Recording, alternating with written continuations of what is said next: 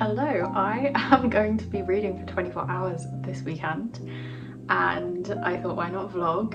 So yeah, I have gone on a run this morning, got back, showered, eaten my breakfast, and now I'm ready for a weekend of reading. I've got a free weekend because Jamshed is traveling at the moment. He's away for a little while actually. I don't really have a specific TBR, but I am going to basically mood read. I've got a couple of books that I might want to finish. So the first book that I'm going to finish is Piglet by Lottie Hazel. Our main character is actually known as Piglet. You don't know her actual name, but she really enjoys food, and this author is amazing at writing cooking and describing food, which I actually really love in a book. It kind of reminds me of Sweet Bitter in that way, the like indulgence of cooking and eating and just thoroughly enjoying that process. There are also certain scenes that are written to make you feel kind of sick and queasy about the food that's being described, so it's a book for the senses. It's also super dramatic.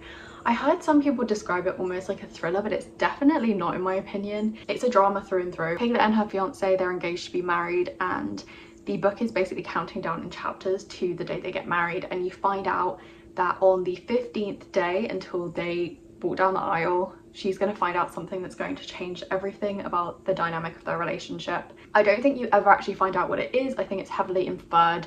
I think it's quite obvious what it is supposed to be. I don't know why they don't just say it. I think a big part of this book is the things that we keep hidden and don't share with other people, whether that is a scandal or simply just enjoying food. I need to go out today because Jamshed and I did some paint your own pottery a couple of weeks ago, and it's finally ready to collect, so I'm gonna go out and pick those up. We did 2 little bowls, I'll show you later. I don't really know how mine's gonna turn out, but anyway, it's the first time we've done it, so we'll probably go again and like try again with something different. I want to maybe go to a cafe and read like outside of the flat, and also I've got £10 of my Waterstones card, so I might actually go to the bookshop, my local Waterstones, and potentially get a book or two. I don't know if I'll read those during this readathon, but I thought I might as well pop in because I'm going so close. I promised myself I'm going to read this first before I step foot out of this house, but before I do, I'll just show you a couple of other books that I might pick up later. So I've got another proof called Winter Animals, and it's by Shani Lewis. This comes out mid-February, and you can see it's like very wintry. It's been described as a book to read if you enjoyed The Secret History, which obviously that's one of my favorite books. As soon as I heard that, I knew I had to pick this up. It's about a woman in her late 30s and her husband has just left her. She is practically homeless. She lives out of her car, and then she ends up meeting by chance this group of kind of younger people from the UK who seem to be on their like skiing holiday. As you can probably tell, there are going to be loads of secrets. Apparently there is something dark that's kind of like linking these kids together, and this woman kind of gets sucked into it and sucked into their group dynamic. I might read this when I'm on holiday in a couple of weeks because I'm going somewhere really cold and snowy, but if I'm in the mood for it after finishing Piglet, I might pick this up this weekend. And then the theme, we've got Eileen, and this one's by Tessa Moshfegh. I think this would be the best first read of any of her books for me, and I really want to watch the movie with Anne Hathaway as well. I'm desperate to watch that movie, but I have this book sitting on my shelf, so like I can't watch that movie before reading this. But yeah, that's all I've got kind of on my little TBR for now. I think that will probably change, like I'm not really sure. I'm not trying to stick to anything. I am just going to see what I'm in the mood for after finishing Piglet. It's just a little bit after 1 o'clock now, so that's when I'm going to start the clock. Okay, before we start, I'm on page 235. I think there's 280 pages in this book, so I'm going to try and finish this as quickly as possible and then be right back for an update.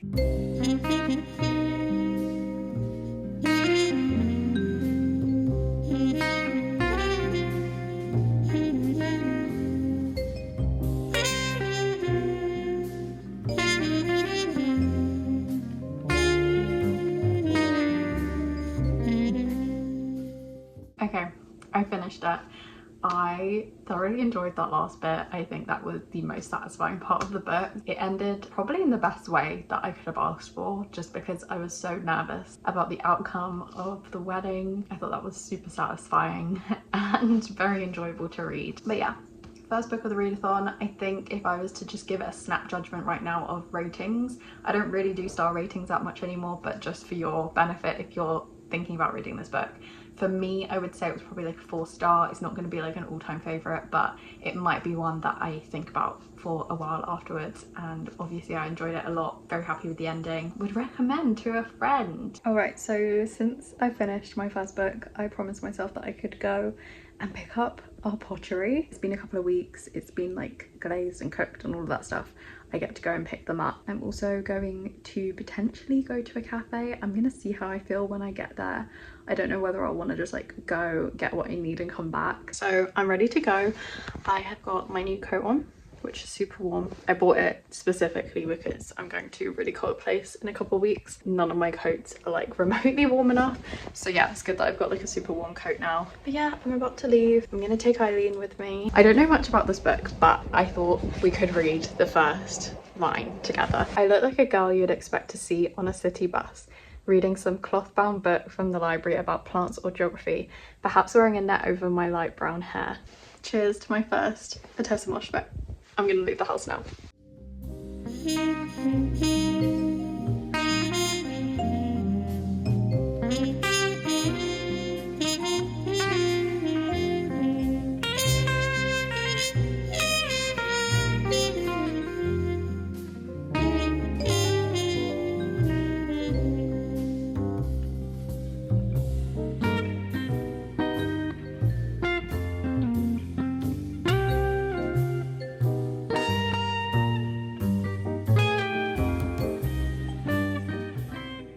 Okay everyone, cafe plan flopped because all the cafes were packed, but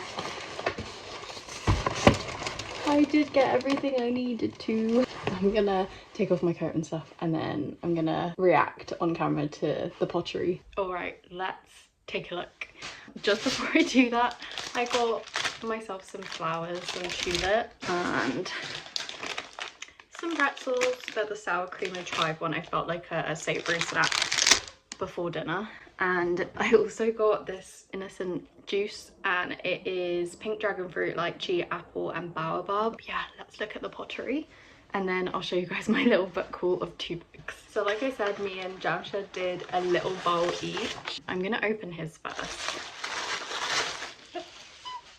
Wow, oh my gosh, look at it. He did a little forest, a woodland, and the inside is green. It looks very different when you paint it because the colours are so much lighter, and then when they glaze it the colours deepen. That's nicer than I was expecting actually, because he was really scathing of himself and we were laughing a lot at him doing it. Oh, that's really cute. Okay. Oh, that is really cute. Okay, so I basically just did like a red rim and a plain background and then just did a bunch of doodles because I couldn't think of what to do, so I thought let me just do a bunch of like little things, like loads of things. I actually love it. And then on the inside I just did one tulip because tulips are my favourite, as you can tell.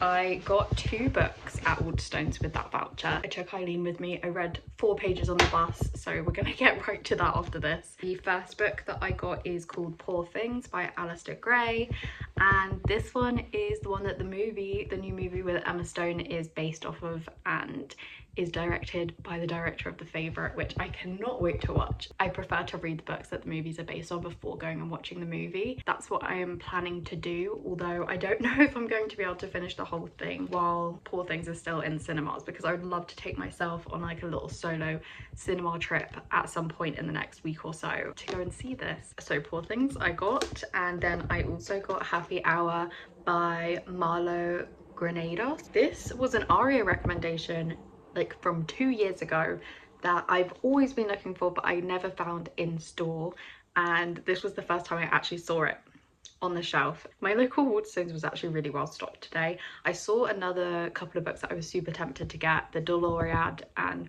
also These Violent Delights, not the Chloe Gong one but the kind of thriller one that is very much compared to The Secret History, but I decided I didn't need another book compared to The Secret History. I just don't. I can wait until I finish the one that I've got. This one is about 2 girls in New York finding out that it is extremely hard to have fun and make money, and it's also compared to a Tessa Mosh book.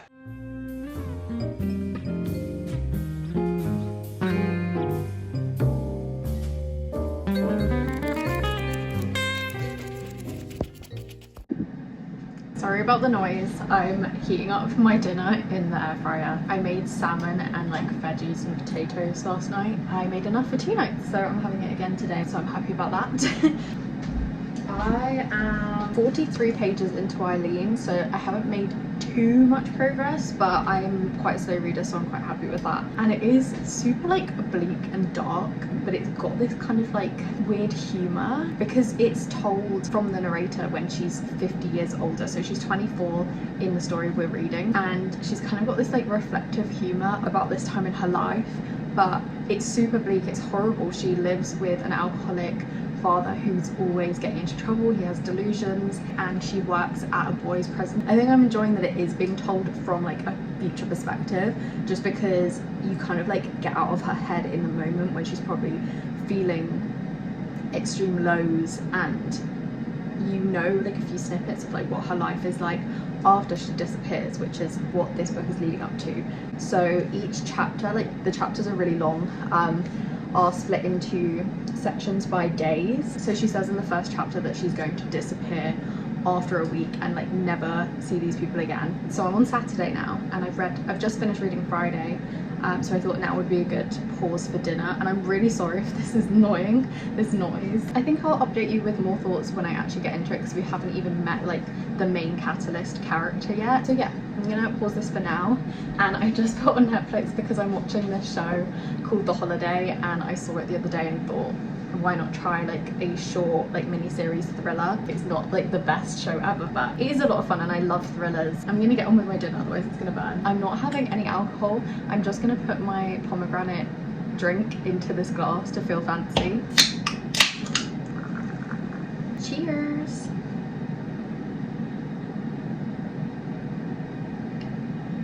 Oh, that's so much better than I was expecting. Yum. Oh, that is so good.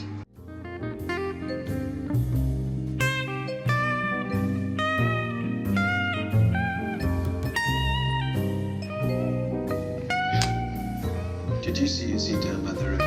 She was so happy. She's got a whole new life ahead of her.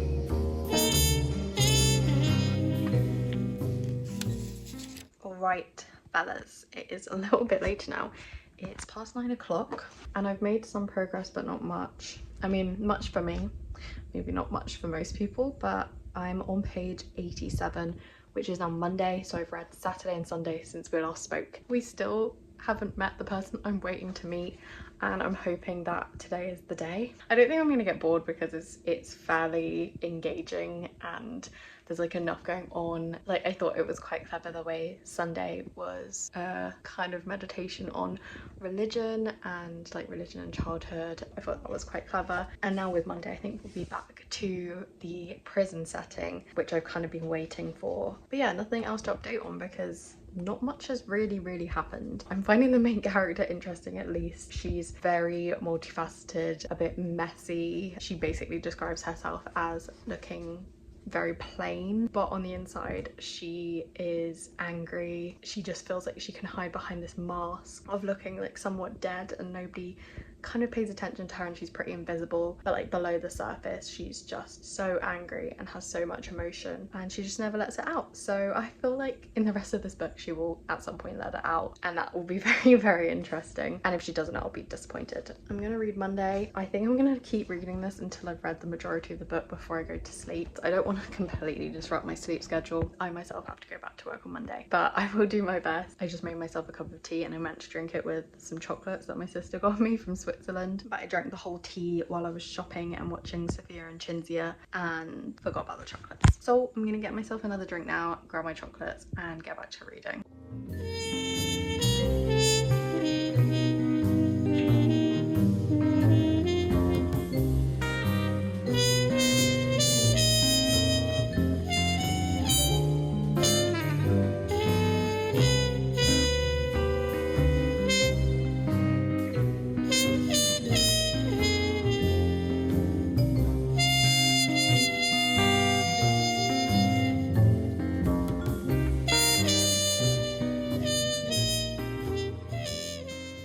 Hi guys, so I finished the readathon and I hung out with my friend. So this is being filmed like a little while after the readathon. I'm really sorry that I didn't film it though. I don't know why I stopped filming. Like, we literally went out and went to a cafe, went shopping for like birthday presents for people, and it was a very cute afternoon. And then we read, and I finished Eileen. I finished it. How many books did I finish this readathon? I think 3, I guess, like 2 books and a poetry collection. So in the morning I read The Orange by Wendy Cope with breakfast. It was obviously very quick, so I literally just flicked through it while I was eating and yeah, and like preparing my breakfast even. I read it in a Chris Riddell collection of poems. I think poems to make you fall in love. I think it's called something like that, but I remember reading that a couple of years ago and it had the poem The Orange by Wendy Cope within that collection. That was one of my favourite poems from the collection when I read it that time. So when I found out about this collection from Faber, that they would be doing a selection of Wendy Cope's poems for us to get into her poetry, I decided to pick it up. Obviously it's a lovely cover, so I'm not really going to give it a rating. Also, I'm not a massive poetry reader. I thought I'd tell you guys my favourites. I really enjoyed Valentine, which was the first one. At 3 AM, Lost is a really good one. It's very short. Some More Light Verse, which I shared on my Instagram recently. Names is a really emotional one. Yeah, they're just lovely short little poems. I wouldn't give this a rating because I'm not, like I said, a big poetry reader, and yeah, I would just be basing it off my enjoyment rather than any like critical thinking. So yeah, I looked at my Goodreads, didn't give it a rating, but I guess for enjoyment it would be a 3 or 4. Obviously it's a really short collection. I would have loved to read a bit more, but then I guess I can just pick up more of Wendy Cope's poetry with different collections. I think they're more extensive anyway. This is kind of more of an introduction. Yeah, I would recommend it if you like poetry that makes you feel nostalgia, comfort. There's a lot on loss and heartbreak in here as well, and that was very relatable. So yeah, I read that one. And then I did end up finishing Eileen, like I said, with my friend later that day. This one all kicked off in like the last act, I guess, very much like the last 50 pages, I think, which I actually really enjoyed. I didn't feel any sense of like wanting to rush it or feeling bored that we're like waiting for this like big payoff, because the writing was so fascinating. Like the plot was fascinating, like the characters, you were kind of just waiting for something to happen, and that tension was like really enjoyable to like just sit in. And when you do get the payoff, it is really good. It's very explosive and tense and dark, very dark. I originally said that I would, before I read the ending, like recommend this to everybody, because as I was reading it I was like, this is just one of those books that I'm going to think about forever, and I just feel like it's such a great kind of alternate thriller. It's very gritty and realistic, and I just love that the writer included just everyday things that a lot of books don't, like periods and stuff to do with our bodies, especially female bodies. I really appreciated that, and I thought that I would really like to read more books with that kind of stuff in. So if you guys know any books that have more realistic views on like life and like routine, because you really do follow like Eileen's day every single day, then yeah, let me know in the comments, because I would love to read more books like this. I guess maybe her other books have that similar kind of thing. So yeah, let me also know which book I should read next from Tessa Moshfegh, because yeah, I'm kind of hooked now, like I get it. Let me know what you guys think I should read next, because I'm really open to reading things that I wouldn't necessarily pick up or wouldn't have thought to pick up this year. I guess that could be one of my reading goals. I've already started Poor Things, and I don't think I would have picked that up if it wasn't for the movie, which is like, I don't know if that's a really shallow thing to say, but I don't think I would have thought that Alistair Gray's writing would have been accessible to me before. But now seeing Emma Stone in the movie, the director of The Favourite, like I'm just so excited for the movie that I was like, you know what, let me just give it a go. I've read a little bit since the readathon, and literally just like here and there, like the introduction, the first 2 chapters, like nothing more than that. It's so fun. I love the style of writing, so I'm definitely going to continue reading that. I've also been reading The 7 Deaths of Evelyn Hardcastle. So yeah, I don't know if this is my year of reading men. I don't know why I just haven't reached for like male writers so much in the past. Maybe it is an accessibility thing, I don't know. Yeah, I'm not sure I would recommend this to everyone just because of the subject matter. Like it is extremely intense, especially the end, like finding out the motivation. I think that's all I'll say. The motivation like behind what happens in this book is just so dark and like so disturbed and really sad and graphic, and oh, it was kind of hard to read. It was very uncomfortable, and I think that was the point. But I know a lot of people that probably wouldn't want to read this particular subject matter. I don't want to end this on a low note, but I really love this book, and I think if I were to rate it, I haven't rated it so far because I wanted to like let it sit for a little bit, but I'm thinking a 4.5. I don't know what stops me from giving it 5 stars, because I think it was incredible. I'm not sure, like when I compare this to some of the other books that I've given 5 stars, like I think it's actually better or like on par. Yeah, I don't know, I've been so hesitant to give things 5 stars recently, but just know that I really enjoyed this, and so much more than I thought I would as well. So these are the 3 books that I read this readathon. I think it went incredibly well. I will definitely be vlogging again soon. I think the next vlog that you guys will see will be my birthday vlog. I'm going away with 3 friends like I did last year to Copenhagen, but I'm going somewhere different this time. I'm going to be going next week, so I'm definitely going to vlog it like my friends have asked me to vlog it like I did last time, so we can capture all the memories, and I'm so excited. I can't even tell you how excited I am. I kind of wanted to film more of my life and like do like a weekly vlog or something, but I just don't think that's going to happen now. I'm really happy that I'm kind of returning to like making content again. I haven't done it in a while, as you guys know. Yeah, I'm really sorry for just kind of like leaving and not saying anything. I think it was just a case of like starting a new job, like kind of a new career path. It has been like a lot, but I think I've finally, after such a long time, like adjusted to it, I guess. And I think I just have more energy now compared to like a few months ago. Anyway, maybe it's like a mindset thing and that's why I'm back, but hopefully I won't be going anywhere.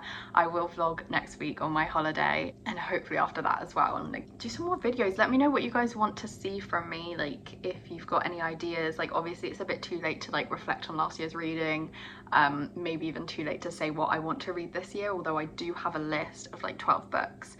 And I think I've read 3 of them already this month, which is amazing and just like unheard of for me. I don't want to jinx anything, but like I have a good feeling about this reading year. Yeah, just let me know what kind of content you want from me, whether you just like the vlogs. Like I'm just happy to do the vlogs. Thanks so much for watching to the end of the video, and I will see you very shortly.